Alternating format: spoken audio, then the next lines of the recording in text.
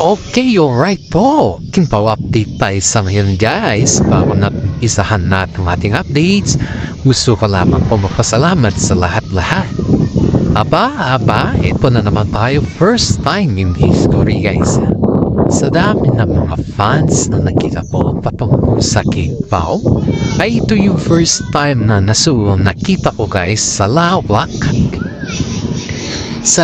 na mga or sa dami ng mga boating sa kalawakan ba guys ay yung bang first time kong nakita na sa sobra siguro na fanta natin ito kay Kim Chiu ay pinangalan niya talaga yung boat niya, yung bangka niya kay Kim Chiu guys. Kaya sobrang saya naman ni Kim Chiu nung nalaman ito na ang daming nagmamahal sa kanya.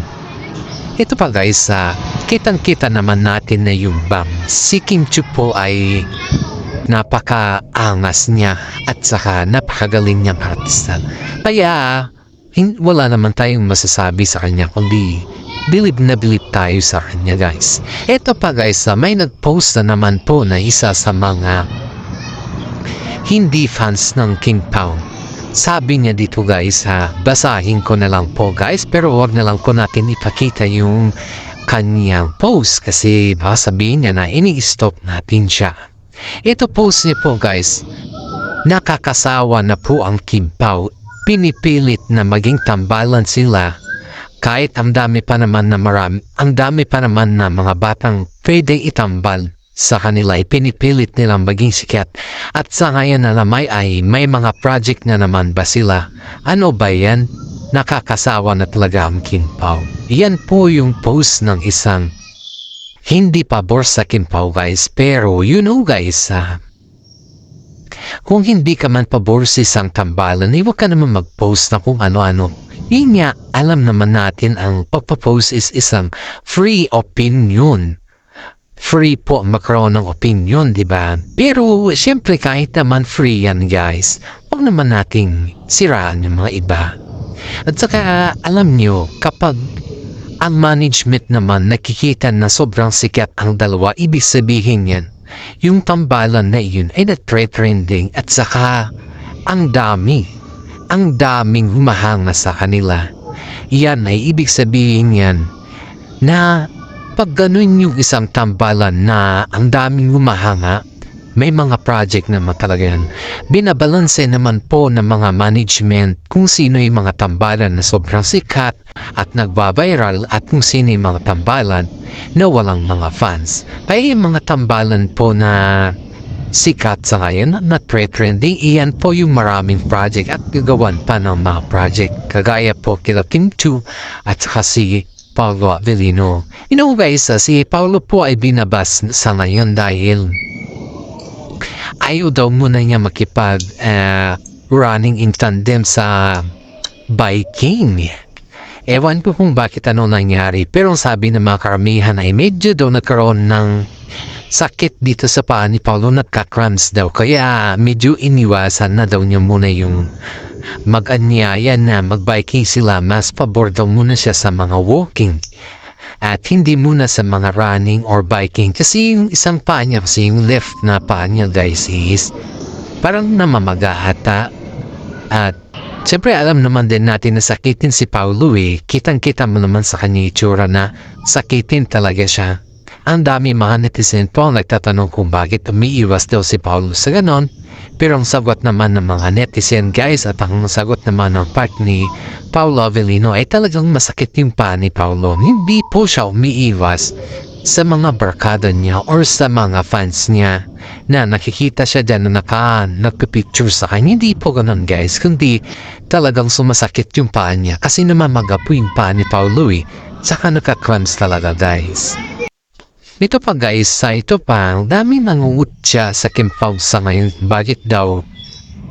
Sa dami daw ng mga pwedeng itambal kay Kim Chiu ay bakit si Paulo daw na medyo there's something.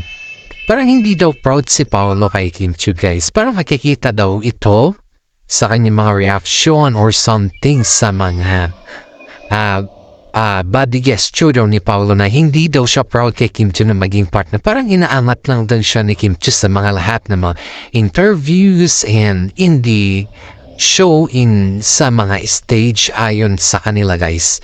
Pero in fairness guys, nagsalita na po yung management nila dito na si Kim Chiu po ay mas pinili niya na si Paolo Avellino yung kanyang magiging leading man sa lahat ng kanyang mga shows. Kasi nga po, alam niya na yung ugali ni Paolo Avellino simulat sa full. At hindi lang po yan guys, alam niya na kung paano magtrabaho si Paolo Avellino sa mga movies nila na ginawa at saka yung mga pinakita nila na mga experiences ni Kim Chiu kay Paolo ay damang-dama daw ni Kim Chiu si Paolo sa lahat ng bagay. Kaya mas pinili po niya si Paolo Avellino na maging leading man dahil mas pabor ito sa kagalingan ni Paolo Avellino. At hindi lang yan guys, pati yung mga fans ni Paolo Avellino guys ay nakitaan talaga si Paolo na mahusay siyang gumanap sa kanyang karakter. Hindi lang mahusay kundi alam niya at higit sa lahat pa guys ay yung bang ginogowing straight niya yung kanyang karakter para maramdaman ng kanyang mga fans na yung kanyang karakter ay talagang siya yung hindi yung sa script lamang siya nakatuon or something na sabi ng director. Hindi po guys kasi si Paolo Avellino naman guys is kabisado na showbiz. We don't judge him because hindi naman natin alam kung gaano or sama nagsimula si Paolo Avellino. Pero sana naman po ay tignan natin yung mga resulta, yung mga kanilang mga project or yung kanilang mga movie para sa ganun is makapag-comment po tayo ng ayos. At panoorin din po natin yung kanilang mga ginagawang movie at yung mga natapos na kanilang mga movie para sa ganun ay alam naman din natin kung saan naman nagsimula si Paolo Avellino. Diyan natin po ma-identify na yung galawan ni Paolo. Kaya siguro naman sa atin ito guys ay huwag tayong padalos-dalos ng mga comment. Diba? Mahirap naman po yung ganun. And besides guys, ito pa. May isang management po na nagtatanong kung okay lang ba daw kay Paolo Avellino na medyo may padrama at saka may mga kumbaga is malajakitan daw na moves, ganun. Tinanong ng isang management kay Paolo Avellino kung okay lang daw yun sa mga script na or sa gagawin nilang second na pelikula. And then ang sagot naman ni Paolo po guys ay okay lang as long as na magagampanan niya yung bilang isang role niya dun sa bagong project nila. At gano'n naman din po si Kim Chiu guys ay mas pabor sa kanilang dalawa yung kanilang gawin na bagong project dahil nakikita naman talaga natin na kayang-kaya nila. Kaya nga po guys, ang daming humahanga sa kanila dahil ginagampanan talaga nila yung katotohanan nila, yung totoo at yung ano talaga yung role nila dito sa bago nilang project. Aba, may sumingit na naman dito guys. Narinig lang na may bagong gagawing project or may bagong ninulutong project ang Kim Pao sa loob ng showbiz. May rumes back na naman dito guys ng bagong actor na parang parang kumbaga is bashing yung kanyang term ba. Pushing bashing dahil parang sinisiraan niya si Paolo Avellino na kesa daw si Paolo ay hindi marunong sa mga Jackie-chan moves or something na namimili ng mga project or namimili ng mga roles or namimili ng kinakaibigan. And then masyado daw may hinin si Paolo compared daw kay Kim Chiu. Kumbaga si Paolo daw yung babae, hindi daw si Kim Chiu. Pero ang tinitignan mo yung mga terms and mga salita niya kasi guys is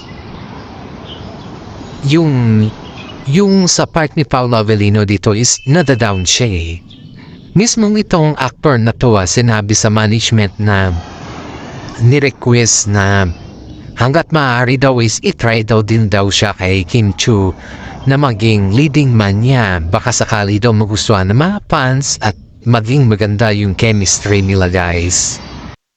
Sabi naman ng sa management guys na kung saan po ay tinanong talaga ito ng bagong actor kay sa kanila Ay ang sagot naman po nila ay depende na daw yan kay Kim Chiu kung gusto niya or hindi. Kasi kung sila naman daw guys ay pwede naman daw itambal yung young actor sa iba na kung saan ay yung may young actress din na pwede siyang itambal dun. Pero pagdating naman kay Kim Chiu guys, iniintay pa po nila yung sasabihin ni Kim Chiu dito or yung comment ni Kim Chiu dahil parang hindi pa ata alam ni Kim Chiu mga ganitong na bagay. Dahil lang alam niya talaga guys ay may isang young actor na nag-request pero hindi pa niya ito kilala. Saka hindi lang po yan guys ay pagbago kasi kay Kim Chiu guys, hindi naman sa Marte si Kim Chiu sa kanya mga magiging leading man ba. Pero yung gusto niya naman is yung may experience niya. Yung may experience talaga. Hindi yung tuturuan mo pa siya or kung ano yung kailangan niyang gawin.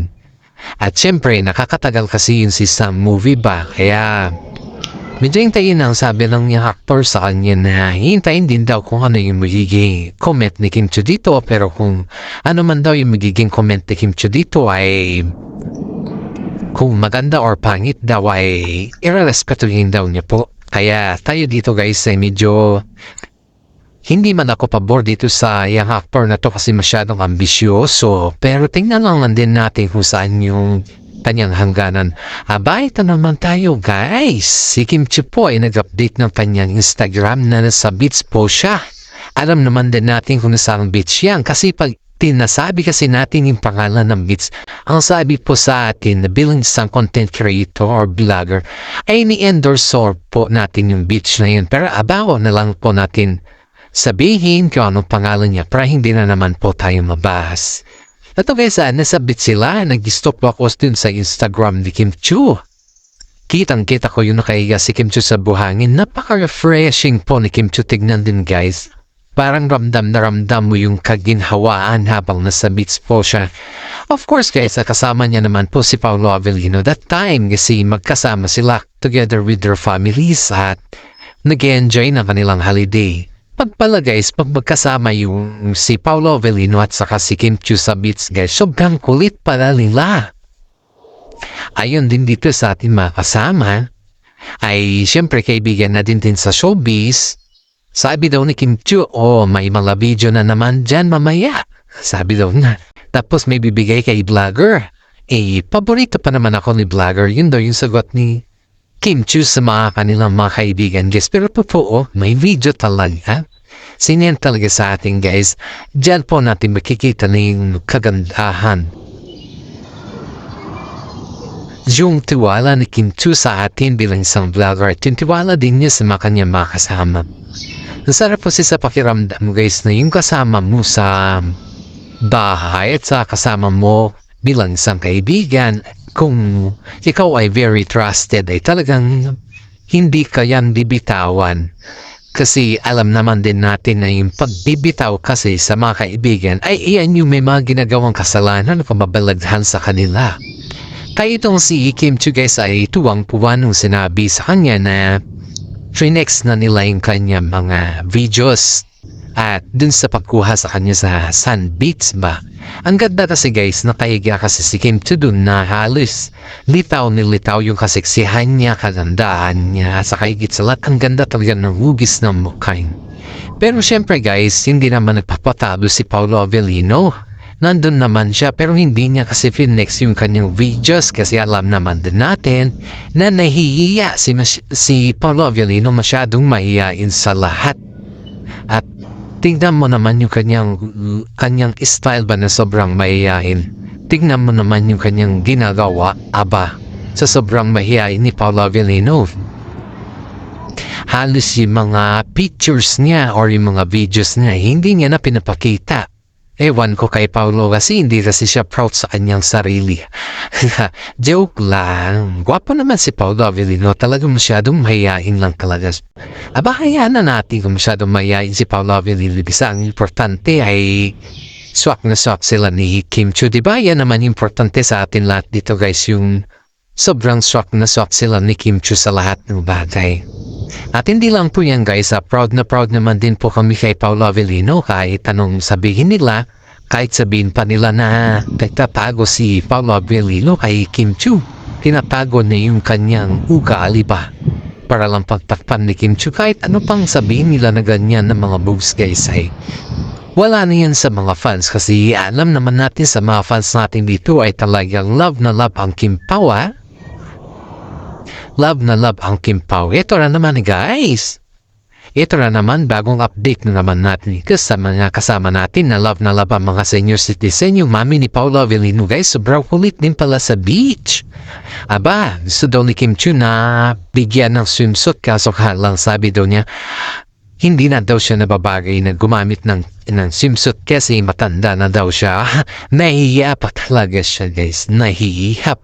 Pero tuwang-tuwa naman kami sa sinabi ni Kim Chiu na pinaghandaan daw niya na bigyan ng swimsuit ang mami ni Paolo. Pero itong si Paolo guys, dahil alam niya naman yung ugali ni Kim Chiu na kalok kasi ba na marunong makisama, hinayaan na lang daw niya, hinayaan na lang na pakisamahan ni Kim Chiu yung kanyang nanay. Ito naman yung nanay ni Paolo guys, sobrang saya, tuwang-tuwa daw sa pagkakalog ni Kim Chiu. At siyempre sabit naman guys, may mga sport naman dyan na gaya ng volleyball or mga bola ba, kasi siyempre nasabis ka, normal lang naman yan.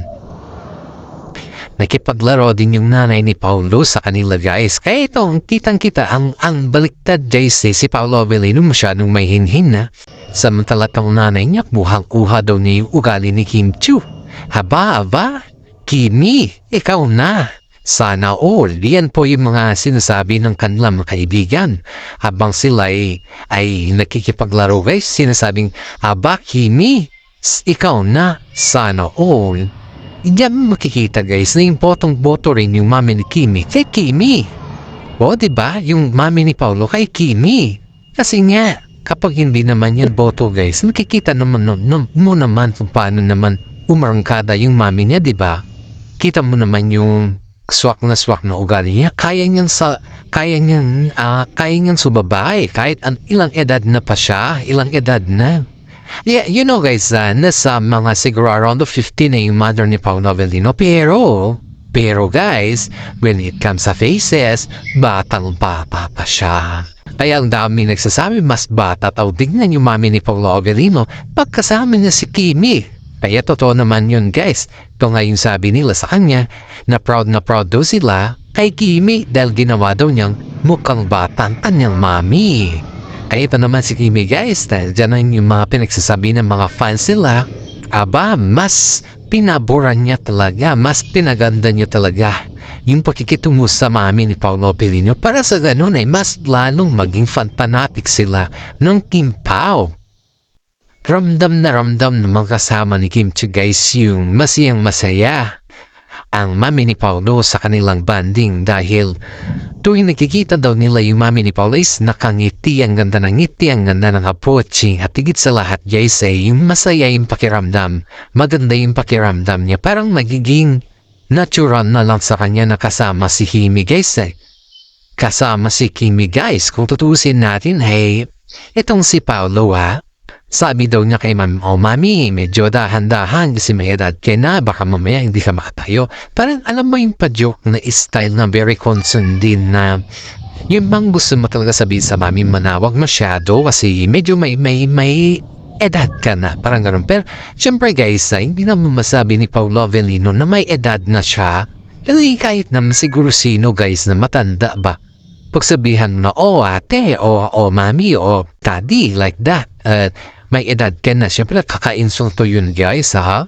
Kaya itong si Kim Chiu, sinabihan doon siya ni Paolo na, itong si Kim Chiu, sinabihan niya si Paolo, wag naman ganon, moment namin to, wag mong pakialam, gawa ka ng moment mo. Parang ganun ba guys, pagkasabi ni Kim Chiu kay Paolo Avellino na parang pa-joke time. Aba, siyempre naman, si Paolo, hindi naman nagpaahaw at gumawa naman din ng moment niya. Tumalon-talon dun sa dagat. Tawang pa naman yung mga kasama ni Kim Chiu kasi hindi naman marunong si Paolo Avellino na lumangoy guys. Kahit di naman siya parang hindi siya marunong pero proud din sa sarili na nandun na tangot doon sa dagat at saka sabi daw niya, ay ang hirap lumangoy, ang lalim. Aba, ang lalim, paano mo masabing malalim? Eh wala ka pa nga doon sa dulo. Yun naman po yung sagot ni Kimi sa kanya. Kitang-kita mo yung sarapan ng banding nila na sarapan na yung salita ba? Na yung bang parang kilalang kilala na nila yung isa't isa. Kaya nga po, very close na yung pamilya ni Paolo Avellino sa pamilya din ni Kim Chiu dahil tignan mo yung kanilang mga kwentuhan. Parang kwentuhan na yung bang hindi mo na siniseryoso eh. Parang joke time na yun ba?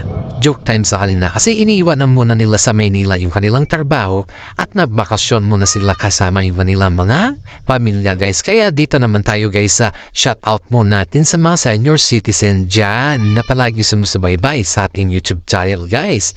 Sa mga fan fanatics natin dyan, I love you guys. Sa mga paki-like and share naman po. At higit sa lahat po ay paki-subscribe at panoorin ito hanggang sa dulo guys kasi marami po kayo ma-update dito at maririnig na update. Maraming salamat at God bless po sa ating lahat. Alam kong kayo po ay taga-masugid kong fans. Alam kong marami din po kayong inaasahan na i-update natin. Kaya po guys, huwag po natin kakalimutan na panoorin ito hanggang simula at na naman po ay matapos po natin. Maraming salamat again at God bless po sa ating lahat.